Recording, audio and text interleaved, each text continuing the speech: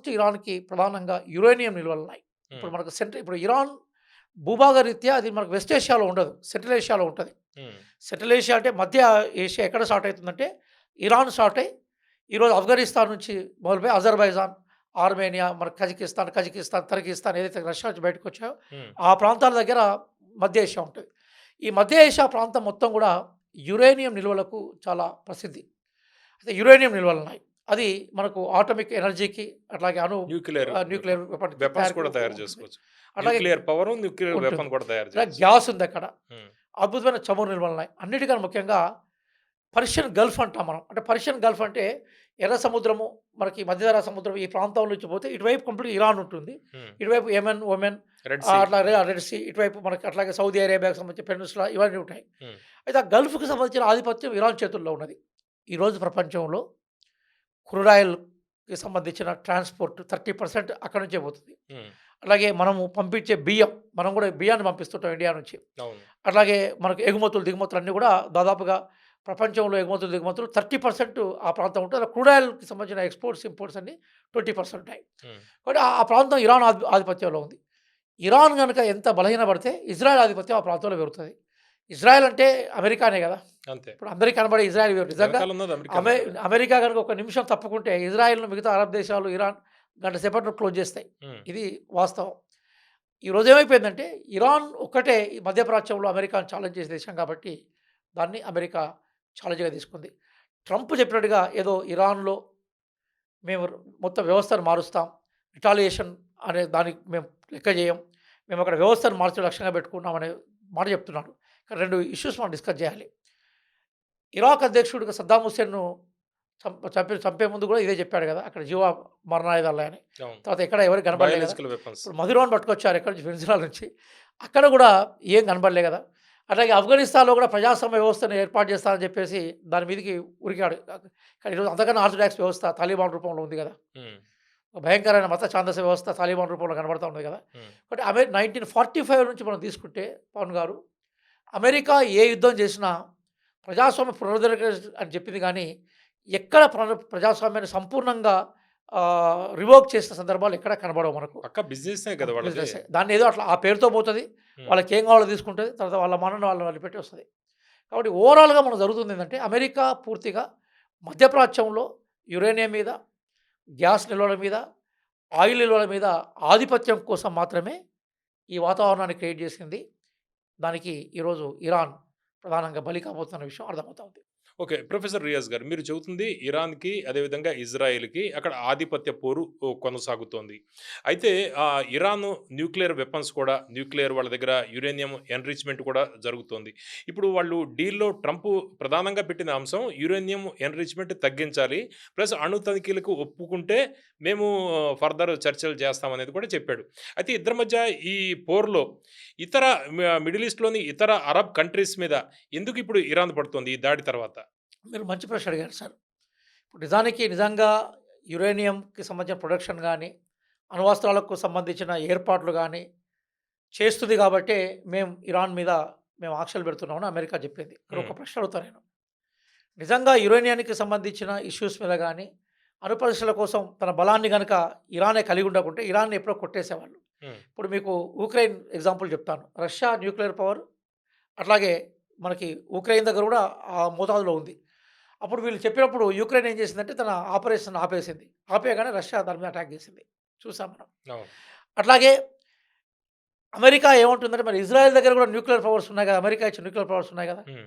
ఈరోజు మొత్తం ఎస్పెషల్‌గా సెంట్రల్ ఏషియాలో, సౌత్ ఏషియాలో టెర్రరిజానికి కేర్ ఆఫ్‌గా ఉన్న పాకిస్తాన్ దగ్గర కూడా న్యూక్లియర్ పవర్స్ ఉన్నాయి కదా! అవును. మరి నువ్వు ఇరాన్ మీద పెట్టే కండిషన్స్ పాకిస్తాన్ మీద ఎందుకు పెట్టావు? ఇరాన్ మీద పెట్టే కండిషన్స్ ప్రధానంగా ఇజ్రాయెల్ మీద ఎందుకు పెట్టావు? ఇరాన్ మీద పెట్టే కండిషన్స్ ఫ్రాన్స్ మీద గాని, జర్మనీ మీద గాని, మిగతా దేశాల మీద ఎందుకు పెట్టావు? అంటే అది ఒక బహానా, సాకు మాత్రమే. హ్మ్. నంబర్ 1. నంబర్ 2 ఏంటంటే, అమెరికా ఏం చేసిందంటే ప్రపంచం మొత్తం గూడా తనకు సంబంధించిన మిలిటరీ క్యాంపులను పెట్టుకుంది అక్కడక్కడ.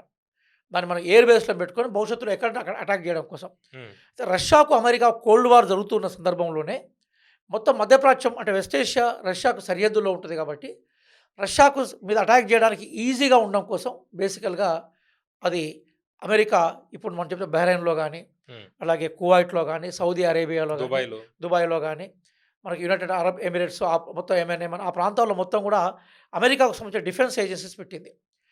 పెట్టి అక్కడి నుంచి దాడి మొదలుపెట్టింది. ఎందుకంటే దాడులు ఎప్పుడైనా కూడా అమెరికా నుంచి ఇరాన్‌కు దాడి అనేది చాలా సుదూరమైన ప్రాంతం.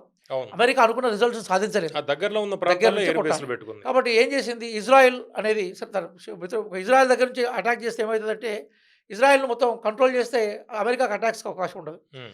రష్యా మీద శత్రుత్వం ఉంది కాబట్టి రష్యా మీద అటాక్ చేయడం కోసం పెట్టుకుంది. ఇప్పుడు దాన్ని ఇరాన్‌కి అనుకూలంగా ఉపయోగించుకుంటుంది. కాబట్టి నేచురల్‌గా ఏ ఎయిర్ బేస్‌లో అయితే, ఏ మిలిటరీ బేస్‌లో అయితే ఈరోజు అమెరికా ఎస్టాబ్లిష్ చేసిందో వాటి నుంచే ఇరాక్ మీద దాడి చేయడం కోసం పెట్టింది. ఇప్పుడు మనం చెప్పుకున్న ఈ అరబ్ కంట్రీస్‌కి నిజంగా చిత్తశుద్ధే ఉంటే మీరు చెప్పినట్టుగా ఇస్లామిక్ ఇజం మీద వాళ్ళకి విశ్వాసం ఉన్నా, లేదా ఆ ప్రాంతం మొత్తం శాంతి కావాలని కోరుకున్నా, ఏ రూపంలో కోరుకున్నా, హ్మ్. వాళ్ళు అమెరికా బేస్ చేసుకోవడానికి వాళ్ళు పర్మిషన్ ఇవ్వద్దు కదా! పర్మిషన్ ఇచ్చినంటే నువ్వు అంగీకరించినట్టే కదా! అమెరికా అటాక్స్ అంగీకరించినట్టే కదా! కాబట్టి ఇరాన్ ఈరోజు ఏం చేసిందంటే వాంటెడ్‌లీ ఇప్పుడు వాళ్ళు అమెరికా వాళ్ళు దారుణంగా స్కూల్ మీద అటాక్ చేస్తే 105 మంది అమ్మాయిలు చనిపోయినారు. అవును. అది గర్ల్స్ కూడా అది. అట్లా ఇరాను అక్కడ ఉండే బిగినింగ్‌లో వాళ్ళ మీద దాడి చేయలేదక్కడ. ఫస్ట్ స్టేజ్‌లో ఏం చేశారంటే అమెరికా బేసెస్ మీద దాడి చేసింది.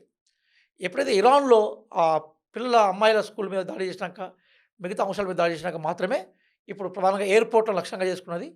5 స్టార్ హోటల్ లక్ష్యంగా చేసుకున్నది. అవును. కాబట్టి బేసికల్‌గా ఇరాన్‌కి ఇప్పుడు ఇరాన్ మనం ఎన్ని మాట్లాడినా కూడా యుద్ధం జరుగుతున్నప్పుడు, దాడి ఒకవైపు జరుగుతున్నప్పుడు ఇంకోడు ఖాళీగా ఉండడు కదా! ఏ పక్ ఏదో రూపంలో ప్రతిఘటించే ప్రయత్నం చేస్తాడు. కాబట్టి హ్మ్. ఇప్పుడు ఇరాన్‌కి ఏంటి అమెరికా లక్ష్యం మీదకి పోయే అవకాశాలు ఇరాన్‌కి లేవు. ఇజ్రాయెల్‌ని అటాక్ చేయడం ఈజీ కాదు. అయినా అటాక్ చేస్తుంది. ఇజ్రాయెల్ మీద దాదాపు 1000కి పైగా మిసైల్స్ పంపితే అందులో 200 వరకు రీచ్ అయినాయి. మిగతా 800 ఫెయిల్ అయినాయని చెప్తున్నారు. ఇక మిగతా ఏంటి అమెరికా ఎయిర్ బేస్‌లో ధ్వంసం చేస్తే అమెరికా నష్టపరిచినట్టే కదా! శత్రువులో మనకి యుద్ధం జరుగుతున్నప్పుడు ఒకటి ప్రాణ నష్టం కన్నా ఆస్తి నష్టం మీద ఫోకస్ చేస్తారు. హ్మ్. మొత్తం ఆ వ్యవస్థ చిన్నాభిన్నం ఉంటుంది.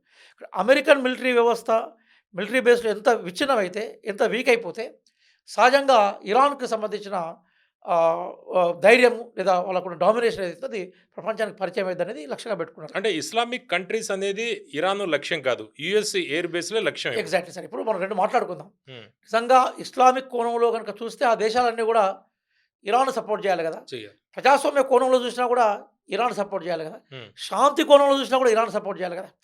కోణం ఏదైనా గూడా సపోర్ట్ చేయాల్సింది ఇరానే గదా! అవును.